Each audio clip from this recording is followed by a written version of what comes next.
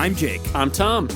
We are Velocities in Music. On this podcast, Tom and I discuss a decade of topics pertaining to modern music, including artist deep dives, random music topics, and album reviews. Before we get started, you can help support Velocities in Music.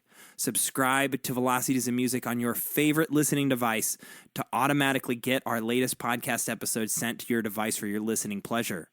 Want to help Velocities in Music grow? You can. Velocities in Music was founded on the idea of creating an enriching discussion about modern music. Please share Velocities in Music with the music enthusiasts in your life. Together, we can move music discussion forward. Speaking of moving music discussion forward, I have Tom Hummer. Yeah. And Tom, you like to talk about music. And Yes. we have a lot of people that we have gotten to know over the years through Velocities in Music. And now we're even of the advantage that we get to participate in music leagues with our followers, some of the people we've met on the interwebs talking about music. And that brings us to our podcast topic today. Yes. Tom, will you introduce it for us? Yes, I will. So, to introduce today's topic, this one is brought to you by Jacob Lindberg, who won a season of the Velocities in Music Music League. Jacob has been a part of the community, leaving comments, listening to our podcasts, and watching our videos for a long time now. So, Jacob, thank you for your participation. But to sum up what he was asking is, back in the day, Jake and I, and we still do, I don't think we talk about him or post him as much, but Jake and I make lists a lot. We're kind of like Liam Neeson in that respect. Yep. But we like to make favorite albums lists. We obviously we do it for each year, but we also do it for like personal all-time favorites. So what Jacob asked for us to talk about today is, kind of in light of the podcast we did a while back about our musical upbringings. A little before that, we talked about what we've been doing for the last few months while we were kind of taking a short break. So today what we're going to talk about is how our tastes have changed since starting Velocities in Music almost 10 years ago. We're on our 10th year of the channel here. Using our favorite albums lists as a reference, looking at how they've evolved, how they've changed. Are they still indicative of our taste when we look back at old ones? And how do the concepts of taste changing and list making resonate with us personally? How does it work in with what we do here? I think this is a really interesting topic, and to be honest, Jake and I are kind of winging it here because I feel like that's what keeps us honest when we're having conversations that are more personal and require less research. It's just kind of a nice off-the-cuff discussion between friends. So to me, I don't know where you want to start, Jake. I guess my initial thought is in terms of those lists, are they still indicative of our tastes? Okay. To me, it's kind of yes and no, right?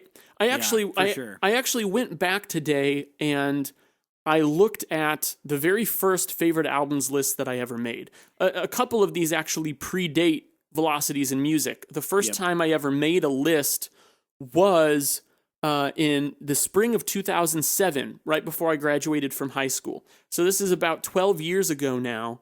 And it's funny because in the document that I put this list together in, I even left a note saying something to the effect of, this is just meant to be a snapshot.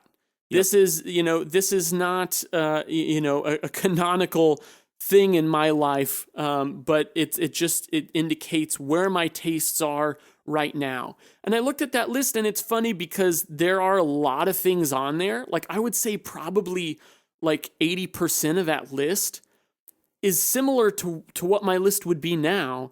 It's just things move around, things move off the list, new things are introduced. But like, actually on that list, my favorite album was not the Downward Spiral. Downward Spiral was number 5 or 6. My favorite album on that list was Master of Puppets. Right. Which is not very surprising to me. Like the top 5 to 10 were actually pretty darn similar to what they are now. They've just shifted around a bit based on the season, based on the personal connection I've developed to that album since then. These kinds of variables move things around a little bit, but no single change is very earth-shattering in my world. It's more the idea of a lot of smaller changes that can kind of add up to make a big difference in how I listen to music. Tom, when I look at your favorite 200 albums list from 2010, yeah, I see a lot of bands that you have since then forced down my throat. Yeah, And that's true. I think that like a difference between your list from when we started Velocities in Music now almost 10 years ago to today is you're still listening to most of the genres of music that you did back then. I am. I was actually surprised to see like my old high school favorite albums list still had even stuff like Dr. Dre 2001. Like that one was actually I was kind of surprised to see, because while I love that album, I think it's I've come to love it even more since then, but I liked it enough then. And there are other ones that have moved off my list, like I saw the Shins "Oh Inverted World" on there. And there were some other albums, even like I'll admit it, like John Mayer. I really like John Mayer. And the thing is, like, I don't think John Mayer would show up, or the Shins actually would show up on my favorite albums list now. But I wouldn't say that means I like them any less. It's just what are you limiting your albums list to right now? I would do top 200 if I were to do it again. Well, that's a good thing for me to do. Yeah, are you just have a massive continuous list? Well, between 2010 and now, the advent of my vinyl collection happened. Yeah. So I maintain a list of mine top not 200, but more like top 750 records. Nice. And I regularly update this thing. But you treat that as a living document. And that's fair. It's a living document. Right. Whenever I buy a new record, the first thing I do is go either, if it's not on my list, add it to my list at the bottom. Or then if I already have it on my list ranked somewhere, I go and find it and then mark that I own the vinyl for it. Yeah. That's a good because system. my goal is to own if the vinyl exists, own every album that's on my list. We're talking like long-term goals here. This is going to take a lifetime, but that's what you want. You don't want to. Right. You don't want to. You don't want to blow your load too early, right? You don't want to like finish that journey too quickly. It's an ongoing thing, and that's what's fun about it. Yeah, absolutely. But like when I look at my list that I keep current for 2019 now, and I look back at my 2010 list, I just don't see any metal music. I don't see any hip hop. Like what the heck? What was I listening to? I was listening to a lot of 2000s indie rock. Like, that's what I was into. That's the only thing I listened to, and that's what I judged all other music by, spearheaded by Radiohead. And Radiohead, just so everyone knows, in case you didn't know, Radiohead is still my favorite band in 2019 as they were in 2010 and then 2005. But I guess maybe just like I'm more open-minded now. I think that I knew this. I saw this starting to happen in the first year of Velocities in Music before we had even like worked out most of the kinks in how we were doing album reviews and how to do a good album review, which we're still learning. 10 years into this. But I remember when we did a throwback review for episode 100 of Master of Puppets, and I remember. That was like you had been forcing me to listen to Metallica for years at that point, and that was the first time when we were preparing for that throwback review. That was the first time a Metallica album had ever clicked with me, and that moment there was a couple other albums in there. I remember there was an RX Bandits album, there was a Thrice album, bands in that nature that are a little bit heavier than the indie rock, if you can even call it that. It's mostly indie pop that I was listening to at the time. The bands that were a little heavier that were edging me, pushing the needle towards more of a heavier sound. But then when I actually heard like really solid metal music that was albumized and I could really dig into it and pick apart what makes this great and understand it, that opened my mind to a whole new world, and that world was metal music, right? And since then, something very similar has happened with hip hop. So for me, the transition was, okay, I'm going to get into all things indie with a classic rock foundation. I'm then going to transition into heavy metal and get into really heavy stuff for a while. And then hip hop happened kind of in the mid, the advent of actually Kendrick Lamar. Oh, yeah. Yeah. When we reviewed Good Kid, Mad City in 2012. And then we got into a lot of hip hop in 2012, 2013. And all of that stuck with me. And then like I just started this growing love for hip hop. And then in the last few years, it's really shifted into electronica. I'm pretty obsessed with John Hopkins and Bonobo right now. Yeah. And basically any electronic music I can get my hands on, I'm all about it. And 4 years ago, even, I wasn't that into electronica, and we were in the midst of like VIM's heyday at that point, doing album reviews. I think that what Velocities in Music has given me the opportunity to do over the last 10 years is force myself to dive into entire genres that I'm not otherwise that familiar with. And electronica is a big one because I used to not like electronica that much. And another one's punk.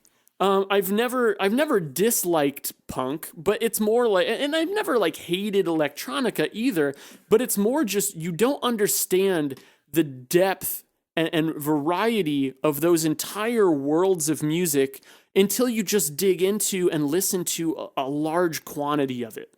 Absolutely. So for me, like with electronica and punk, like if I did a favorite albums list right now, there would definitely be a few Aphex Twin albums on there. Oh yeah. There would definitely be some Ramones. There would definitely be like some Brainiac, maybe Fear's first record, like stuff like that, you know, not necessarily that I would have hated back in the day, but you really just have to buffer your senses and your context with all this knowledge and familiarity with other like comparable artists before you can really understand what you like about one in a certain genre. And like I said, I wasn't completely averse to electronica or punk. I listened to bands that flirted with those sounds. I really liked Green Day, which is kind of like pop punk. So like there are elements of that. I can't call Green Day like a full-on punk band because it just gets so much rawer and punkier than that. But it can, if you're working backwards, if you're someone from my generation working backwards into the more authentic origins of a genre, that can be a good entry point.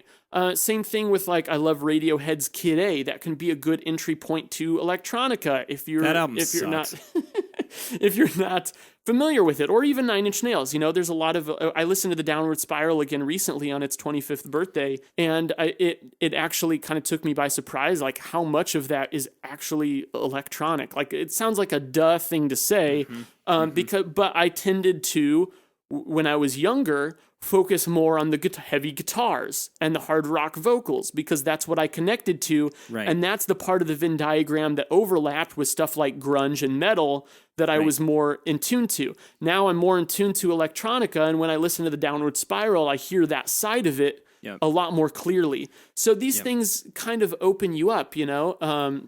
And one point that like this is like I can already tell this podcast episode is gonna turn into more like what have I learned from Velocities in Music? Oh yeah. Not as much as like how have my music taste changed, because of course my music tastes have changed. I think as you change, your music taste will change. I think any listener out there, think back 10 years ago. What were you listening to 10 years ago? Just the standpoint of like, if you think about 10 years ago, most of you listening to this podcast are in your mid-30s or younger. And those of you who are in that demographic group, like Tom and I, you know, looking back 10 years, you're a completely different person than you were 10 years ago. You know, and I can't, the only reason I'm not making that statement for, you know, people who are older than me, I'm 31, almost 32, you know, people who are 10 years older than me is because I just can't, I don't know what that perspective is. I haven't lived that yet. But I can assume that, you know, just knowing how much I've changed as a person in the last 5-6 years, becoming a father, moving across the country, like these experiences in life shape you. Yeah. And when you change, the way that you see the world changes. And therefore, the music that you're listening to, you're going to understand it differently. Different things are going to jump out at you. You're going to value different motifs, different moods, different qualities of music a little bit differently. And I expect all of our tastes to change with time. Yeah. I 100% agree. And to go, that was a solid rant. I want to. Can I do a rant of my own here? That's what this is. That's what this podcast is all about. You're getting me fired up, man. So to share a little story, I've always been more of a thinker than a feeler. Right. That's my personality. I want to just say, while you have a marvelous brain, the Tom Hummer I know is also a bit of a feeler too. Yeah, so sure. But you got a bit of a soft spot, buddy. But I actually think that has increased as I've gotten older. I think agree like with that like 100%. teenage me was a lot brainier and not as empathetic and not Oh as man, you were such a understanding. nerd. You were such a nerd. But You're like a real human being now. But here's the deal. This is something, Jake, this is something I'm sure you'll relate to because I think both of us through Velocities in Music have been accused of this. And I get accused of it in my personal life by friends and family who just like to give me shit. I don't take it too personally or, as an insult, that is. But people, what we do with music, I tend to do with everything artistically. Movies, books, visual art, if I'm looking at a painting, and you're picking it apart. And Jake, how many times have we been asked in our lives, why do you have to think about things so hard? Why do you gotta I hate it when people say why that. do you overanalyze everything so much? Yeah, you think too much. Yeah, like why can't you just like what you like and not think so hard about it? Well, let me explain this, because this is something. And Jake, this is playing off something you said where really it's about learning about yourself. It's about self-discovery reflected through the music you're listening to and more assessing the way that you're listening to it. Because the thing is, I don't just go into a musical experience with an analytical mindset. I go into it just like everyone else does. I have an initial emotional, instinctual reaction of I either like this or I don't. Yeah. Everyone has that. Yep. The only difference is I'm not willing to stop at that point. I take it a step farther and I think, what does that say about myself? What is this reaction that I'm having to this? Why am I reacting to this the way that I am? If I don't like it, why don't I like it? If I love it, if it's making me feel something, what is it about what they're doing that's making me feel that? Because it's all about learning about yourself. So, okay.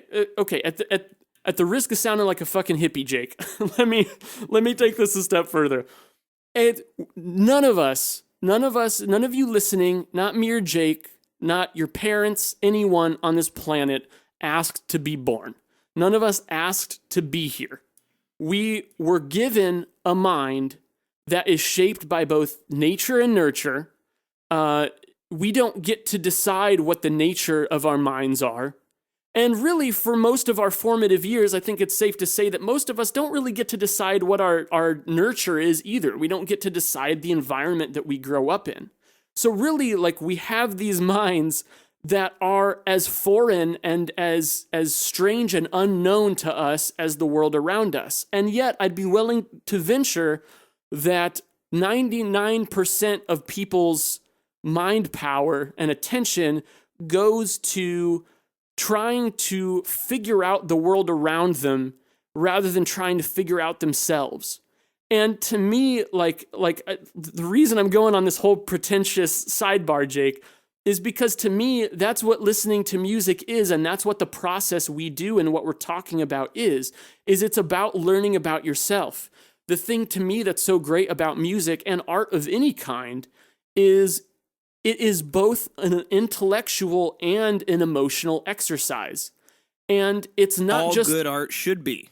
Yeah, it should be. Now, that doesn't mean that it can't be entertaining. I think that it can be entertaining as well. But there's two sides to that. So, like, to me, it's not just about, like, how have my tastes changed over the last decade. It's more about what have I learned about myself and what have I learned about music, and how does that all come together to make an experience that I can actually explain in my mind? Because I feel like I simply feel like I know and understand myself better than I did when I was younger, and I hope to continue that trend.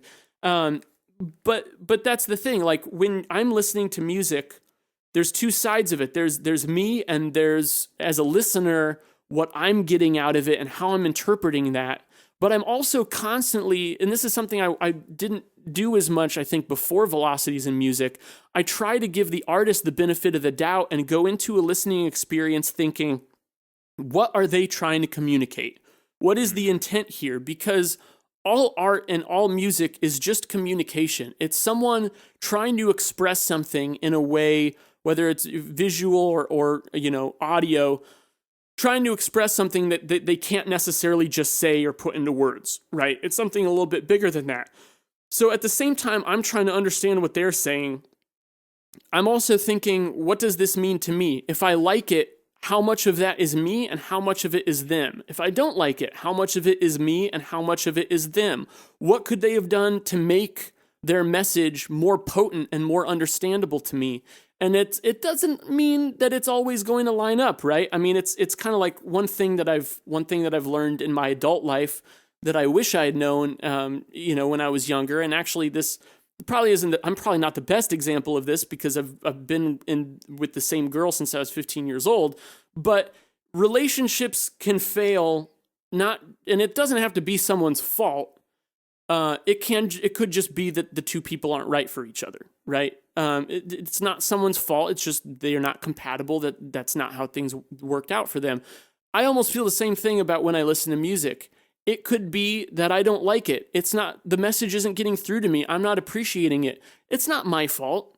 It's not necessarily their fault either. Sometimes it is, but I just want to understand that. Like that's what I'm trying to do when I listen to music. And like, I feel like I've strayed very far from the topic, but that's really what it is to me. Is it's not just about like, oh, this album has moved around on this list, because of course that happens. But I look at that, and to me, I think, what story does that tell though? What story does that tell about me in the last 10 years and the fact that that album isn't where it used to be? What does that say about me? What does it say about that album and how times have changed? It's a really interesting story. So, and I'm sorry, I'll pass it back over to you in a sec, Jake, but to kind of on the part of like the concept of taste changing and list making, how does that resonate with me? Like, it's more just, it's of one grain in a much larger, beach that is my music listening experience. And I can take all of those little pieces and it tells a larger story, but I try not to think too hard about any one of them, because I like thinking about it more inwardly of what does it say about me? What does it say about how I've grown and how I've changed as a person and as a music listener? Right. So I remember Jacob had asked something around is the Downward Spiral VIM's collective favorite album. And I will say that at the onset of Velocities in Music, I would say that was probably accurate, Tom, both in 2010, it was very much up there for me. It was number 8 in my list, and now it's, around, where is it? Now it's number 10. So it actually for a while there. So for me, it was number 8 back in 2010. For a while there, it was like number 2 or number 1, and now it's back down to number 10. And it really just means that I'm having less anger in my life, I think, is what that translates to. Yeah. But Kid A consistently for both of us has been one of our top 2 favorite albums. I think Kid A is probably the combined favorite at this point. And I mean, let's be real. Anyone who has followed this show for more than a couple of podcast episodes or album reviews knows how much we love Radiohead. Radiohead has to be our undisputed favorite band, and Kid A is our collective favorite album that we collectively favor. Right? Like that's just a fact. And I think the Downward Spiral plays a close second. There's other albums on there like the Beatles, anything from the Beatles later half of their years, Death Cab for Cutie. We have the facts and we're voting yes. I think, Tom, like a number of albums that you've turned me on to, Master of Puppets, Odelay. Beck's Odelay is always in the top like 10 for me. Yeah. Yeah. One that we rarely talk about, or I think we did an album review of it very early on, is Dredge's second album, El Cielo, which, Tom, you got me into years before Velocities in Music. Has consistently been one of my favorite records of all time, and will probably always be that way. And I think that kind of speaks to, I have a number of albums in my list, just looking at my list from 2010 and then looking at my list now, there's albums here that just nowhere, I would agree with you, Tom, like a lot of these albums are still in my top 50. A good example of this is Arcade Fire's Funeral. Arcade Fire's Funeral was my 4th favorite record in 2010. And if you look now, you would find that somewhere in the 20s. And the reason for that is because it's not that I like that album less. It's because that album, for me, isn't as impactful anymore. When I listen to it, I've kind of run out of layers to pick apart and analyze that change the way that I interpret music. And from an emotional perspective, it doesn't really correlate to a lot of the things that are going on in my life right now. And also, I think it's indicative of the time. The mid-2000s have a sound. Oh, yeah. And you don't really realize it until it's over and you're reflecting on it, because you're in the thick of it at the time. Like, it's years later. Yeah, like I didn't realize that the mid-2000s had a sound, but bands like Wolf Parade, bands like Andrew Bird, bands like Arcade Fire embodied the sound of the mid-2000s. And so now, like, we're just living in a world where music doesn't sound like that anymore. So of course, a band that embodies the sound of a decade past isn't as relevant in your musical catalog 10 years later, right? Like, of course that makes sense. But it's just interesting to see how these things kind of ebb and flow as time changes and as tastes change and experiences change. And of course, the thing to keep in mind is, like, the music itself isn't changing, but what Jake's saying is the context is. And part of that context is you as a listener. You know, think about where you were at in your life, finishing up high school, going into college and stuff when those albums were coming out. It resonates with you a little bit differently. I had a similar experience, Jake, with a few albums on my list, particularly Glasshaw's Worship and Tribute, Saxon Shore's Exquisite Death of Saxon Shore, it's an okay record, and Peter Gabriel's So. All three albums I still absolutely love. I would call them all damn near perfect albums. But I think that at some point, like back in the day when I was looking at my list, I think all three of those were in my top 20. And they'd still definitely be in my top 100 or so. But it's like you said, Jake, that doesn't mean that I actually like those albums less. It's more just that was a snapshot of what they meant to me at that time. Each one of those albums opened me up to a lot of music. And for that reason, they still mean a lot to me.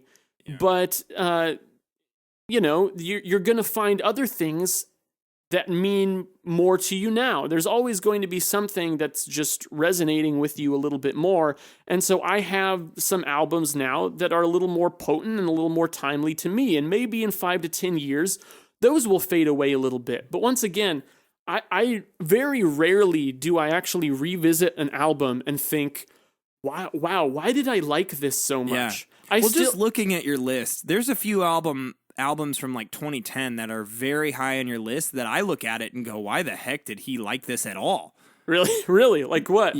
Well, number 18 in your 2010 list, by the way, you can check out any of Tom and my old lists at velocitiesinmusic.com/lists. But just looking at your 2010 favorite albums list, you have at number 18, Chevelle, Wonder What's Next. I still love that album. I still love it. If I expanded my current list to be like 2,000 albums, it wouldn't be on there. It wouldn't make the cut. It would be beneath that. And I'll tell you, there's a lot of new metal stuff that I still really like a lot. Like I said, I don't like it less just because I found other things that I do like more. Another thing, Tom, I got to throw out there, how many 311 albums do you need?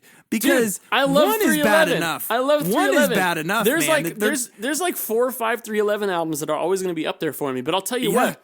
I'll tell you, you'll never get me to listen to them. No, I'm sure I won't. I'm sure I won't. But there's also something to be said for quality versus quantity. So part of the reason that some albums like that, Jake, are up there so high is because I grew up listening to them. Right. But what I've found is when you're younger, at least this is how it was for me, and maybe this is just, I don't know if this is more indicative of lifestyle changes as you get older, or technological changes as we've gotten more into streaming and music's just more available. But when I was younger, I would listen the crap out of a much smaller batch of music, whereas now I just eat up music in a crazy rate. Mm-hmm. So it's much more quality versus quantity. Like, not saying quality in the sense that the music I listen to now isn't as good. I'm just saying when I was younger, I would spend more quality time getting to know and processing fewer albums, whereas now I listen to more albums, but I don't quite get to know them as well unless they really grip me and keep me coming back. So the thing is, for those nostalgic albums that you grew up listening to, that you just know more intimately, it would take, like using the 311 example, it would take me years to get to know some new albums that are probably better than 311 albums. It would take me years to get to get to know them as well as I know some of those albums. But those albums I still get a lot of value out of. I still listen to all the time. And I can't say that for all the stuff I listened to when I was younger. There is a lot of stuff I listened to when I was younger that not to say that I necessarily enjoy them less, but I'm not pulled back to them as much. So my story with them isn't continually growing. The stuff that I listened to when I was younger that stuck with me, stuff like 311 and Beck and Nine Inch Nails and Nirvana and Soundgarden and all that stuff, Metallica, Blur, Radiohead, all that stuff, I still come back to all the time. So it's been this continuing story, and I feel like I know those albums really well. Whereas now, there's a lot of stuff that I just don't come back to much, and there's a lot of new albums that while they're coming out, I might want to listen to them a lot, but they would still have a lot of catch-up to play with some things that are very near and dear to my heart that not only emotionally mean more to me, but also intellectually, I just know better. And it's easier to appreciate an album when you really understand it in detail because you've just had that many listens. I feel like that is really a key point there. When new music comes out, especially from artists that I'm very, very familiar with, like Radiohead or Elbow or Kendrick Lamar, when an artist that I really enjoy and I'm following and I'm actively like waiting and anticipating their next record, when their record drops, it is really hard for me to rank that in the next year. Like like A Moon-Shaped Pool came out almost 3 years ago, and I'm just now to the point where I can objectively rank it amongst all the other albums that I love. 3 years later, because I needed to understand the historical context. Yes, I liked it when I came out. Yes, I was having, emotional reactions and mental reactions and thoughts and conclusions about that album when it came out 3 years ago. But I needed to go through. I needed to let it bake a little bit. Absolutely. I needed to kind of be able to put it on in the periphery before I could really be able to rank it. Which is why on lists, what I'll notice is there are some albums that are like evergreen. They're always going to be on there. And I was actually surprised when I looked at my old list how many of those albums there were. Like, can you name a few? Yeah, some of the top ones I talked about, like Beck's Odelay, Metallica's Master of Puppets, and Justice for All. For me, Offspring Smash, Soundgarden Super Unknown, Led Zeppelin 3. Like, those are always going to be in like my top 10 or 20. I don't know how they couldn't be because I still listen to them all the time. Yeah. But there are always those that feel like kind of flash in the pan. Like they'll jump on my list starting at a really high spot, but then they drop way lower. Yeah. And like at first, when I'm first in that honeymoon phase with a new album that I really like, it might leapfrog a lot of stuff that I've been listening to forever. But in the long term, maybe it doesn't stick with me as much. It ends up dropping back down a little bit. I can still revisit those albums at any time and enjoy them and appreciate the role that they played in my life at that particular time. But then there are other ones that are just kind of tried and true, even if, like good example, like Cake's Comfort Eagle. Love that album. That album will never be in my top 10 or 20. It probably will never be in my top 40 or 50. It will never be in my top 100. But somehow it will probably always be in like my top 200 somewhere in the lower half. Because that makes sense contextually of what the album accomplishes and what it meant for your life. Right. What it means to me, I think it's a very stylistically unique album with good writing. And I come back to it a lot because there's just not really anything else out there like it. I like that album a lot. But so I know it'll never drop off. I know it's not a flash in the pan kind of album to me, but at the same time, I know that it's never going to click with me more than it already has. It's never going to like slowly climb the ranks. I love that album for what it is, and I love the role that it plays in my life, but that's all it is, you know? Yeah. There are a lot of albums like that for me.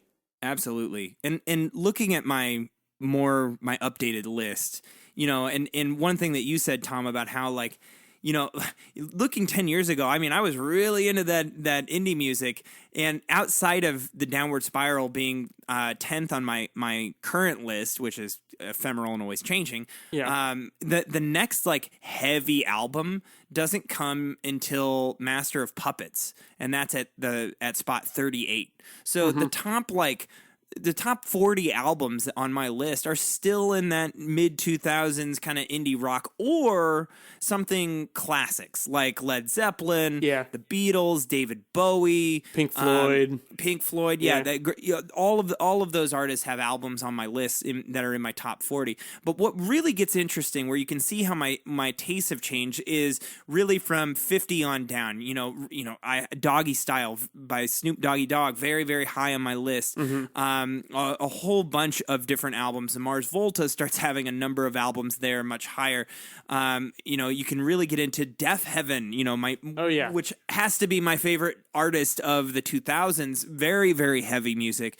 And Brand New, you know, has a number of albums in that 50 to 150 list. That's where it really got interesting for me. That's where I started to see bands of all different genres, different artists being able to do more, or I should say less conventional, more edgy stuff.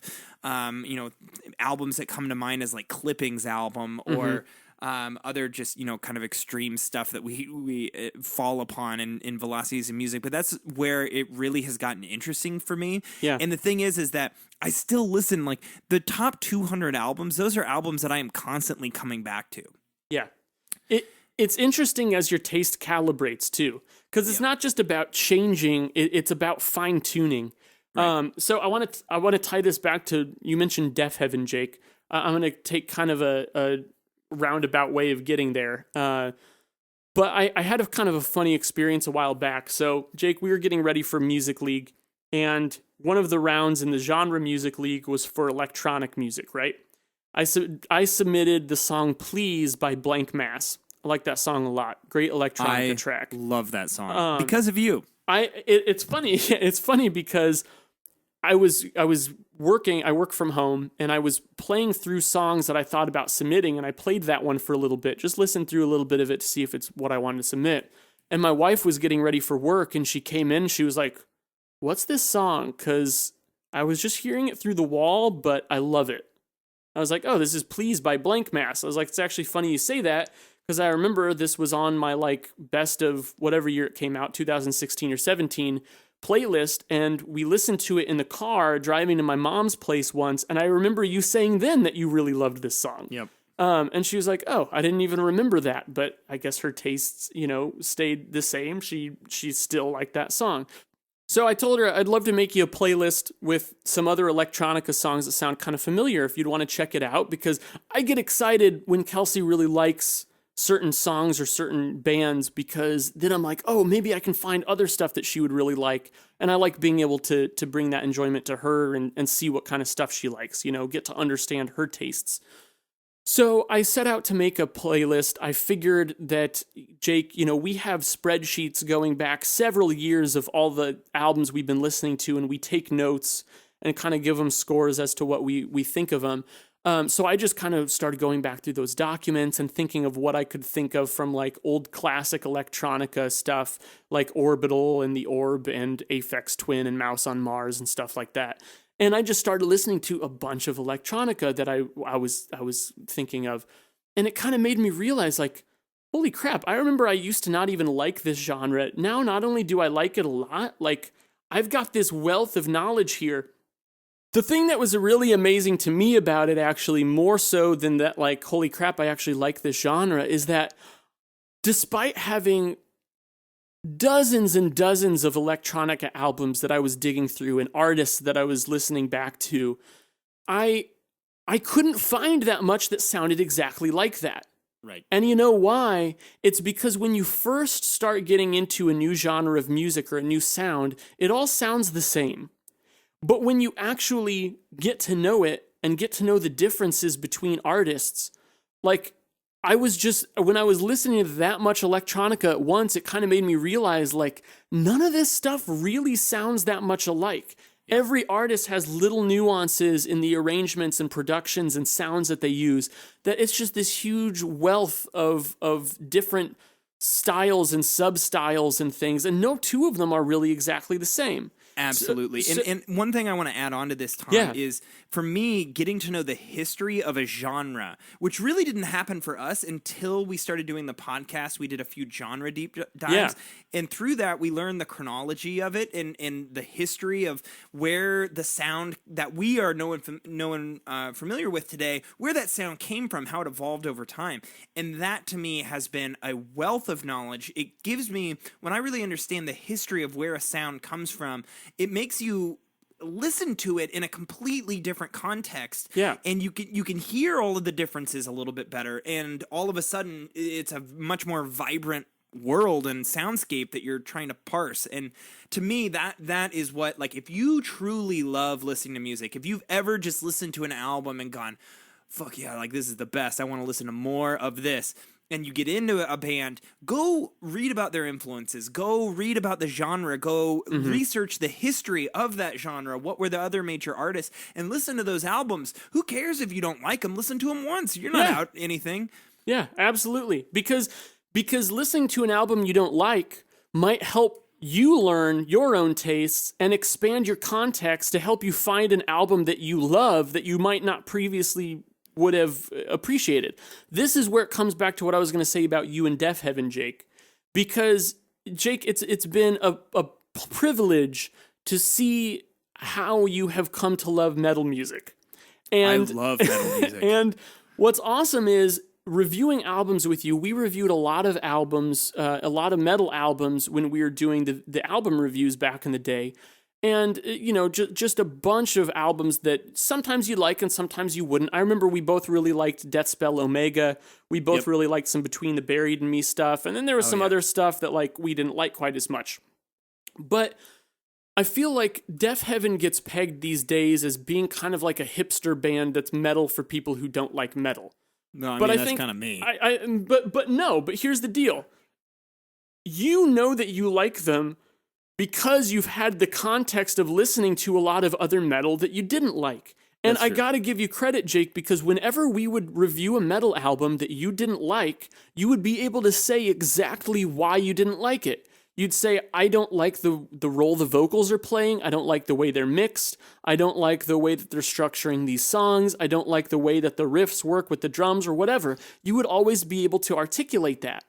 And then you mentioned that Deaf Heaven is like your favorite artist of the decade, and I'm not that surprised because thinking back to all the metal reviews we've ever done, they check off the boxes for you that you've been talking about for the last 10 years. Like that vision of what a great metal album would sound like was created, and to me that's like Deaf Heaven's second, third, and fourth records. Right, like that's exactly what you were looking for. So what I'm saying is I think there's this kind of cynical viewpoint that that when you start listening to more and more music, you find that music is actually really all derivative and it's less unique. And I think that's bullshit. I actually think the more you listen to music and calibrate your tastes, you get better at picking out what makes each artist unique. That's what happened to me when I listened to all those electronica artists and found that none of them really sounded that much alike.